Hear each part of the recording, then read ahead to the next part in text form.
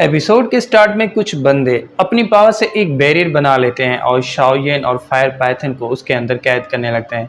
इसी बीच वो fire Python शाओयेन का पीछा करने लगता है और उसे अपनी पावर से मारने की कोशिश करने लगता है।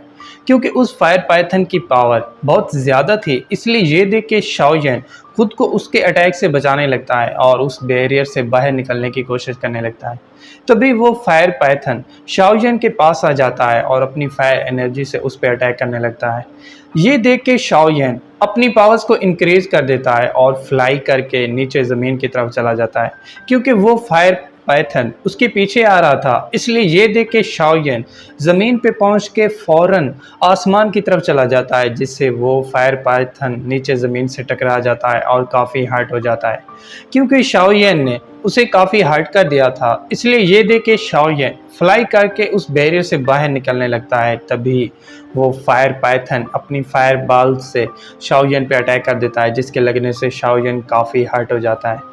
जिस पे बिना वेट किए वो फायर पाइथन शाओयेन के पास आ जाता है और उसे खाने की कोशिश करने लगता है।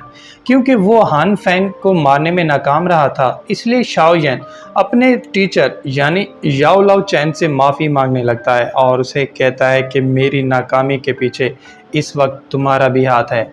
ये कहते ही हाओ चैन दोबारा याओ चैन से माफ़ी मांगता है, जिसके बाद वो फायर पाइथन शाओयेन को खा लेता है, यानी शाओयेन की वहीं पे डेथ हो जाती है। अब हमें कुछ दिन पहले का फ्लैशबैक दिखाया जाता है, जहां यूनर एक माउंटेन पे शाओयेन का इंतज़ार कर रही होती है। तभी वो ब्लैक पावर वाला बंदा जिसने शाओयेन को यूनलन सेक्ट के चीफ एल्डर यानी यून लैंग से बचाया था, वो वहां आ जाता है और आते ही यूनर को बताता है कि शाओयेन क्वीन मेडूसा के साथ है और वो उसकी रक्षा कर रही है। ये सुनते ही यूनर खुश हो जाती है और उस बंदे से शाओयेन के बारे में और ज़्यादा पूछने लगती है, जिसके बाद रिवील होता है कि उस बंदे का नाम लिंग लाओ है। जिस पे लिंग यूनर को बताता है कि भले ही शाओयेन की पावर्स आहिस्ता आहिस्ता इंक्रीज हो रही हैं, मगर आप उसे बहुत टाइम दे चुके हैं और इसकी वजह से हमारी फैमिली में बहुत इशू हो रहे हैं। ये सुनते यूनर उसे बताती है कि चाहे जो हो जाए मैं शाओयेन का वेट करूंगी, क्योंकि मुझे यकीन है वो ज़रूर आएगा। क्योंकि यूनर का प्यार शाओयेन के लिए इतना बढ़ चुका था कि वो उसकी खातिर किसी भी हद तक जा सकती थी, इसलिए ये देख के लिंग शॉक रह जाता है और फिर उसे बताता है कि शाओयेन बहुत जल्द नियान एकेडमी में आने वाला है। ये सुनते ही यूनर खुश हो जाती है और फिर शाओयेन का इंतज़ार करने लगती है। इसी बीच एक बंदा वहाँ जाता है जिसका नाम हाको होता है। क्योंकि वो यूनर से बहुत प्यार करता है, इसलिए वो यूनर से बात करने की कोशिश करने लगता है, मगर यूनर उसे इग्नोर करके वहाँ से चली जाती है।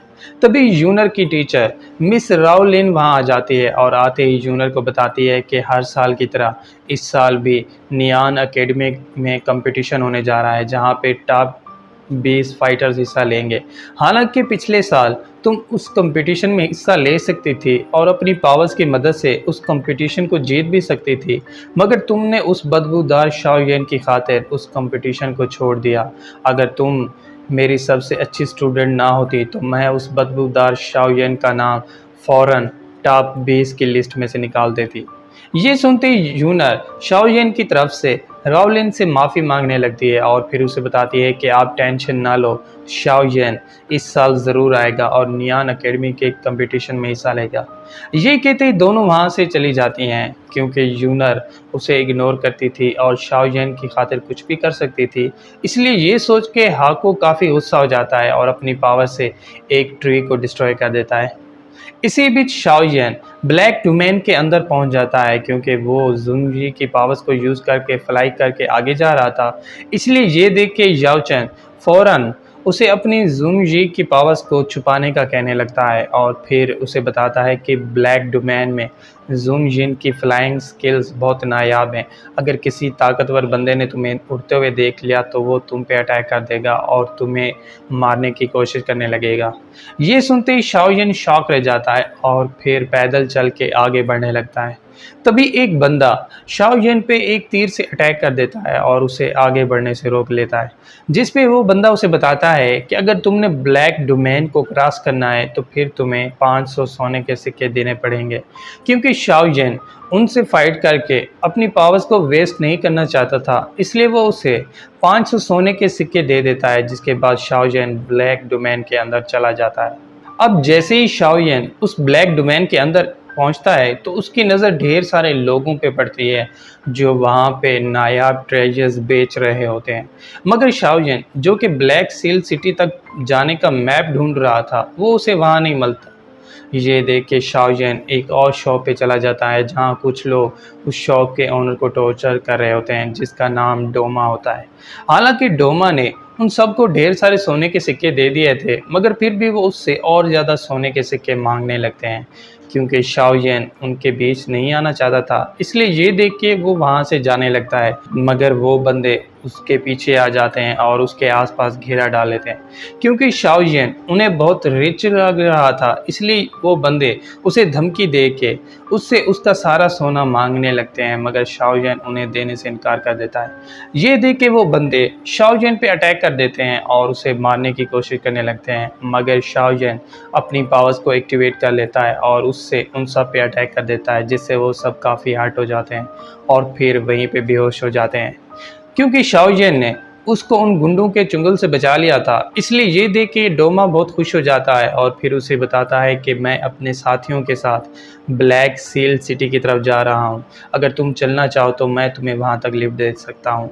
ये सुनते ही शाओ येन खुश हो जाता है और अपने टीचर के कहने पे डोमा के साथ ब्लैक सील सिटी की तरफ चला जाता है। और इसके साथ ही पार्ट 6 यहीं पे एंड हो जाता है। तो दोस्तों, अगर आपको पार्ट 6 की एक्सप्लेनेशन अच्छी लगी हो तो चैनल को सब्सक्राइब और वीडियो को लाइक ज़रूर कीजिएगा। और अगर आप चाहते हैं कि मैं आगे के एपिसोड्स को भी एक्सप्लेन करूं तो कमेंट करके ज़रूर बताइएगा। Thank you.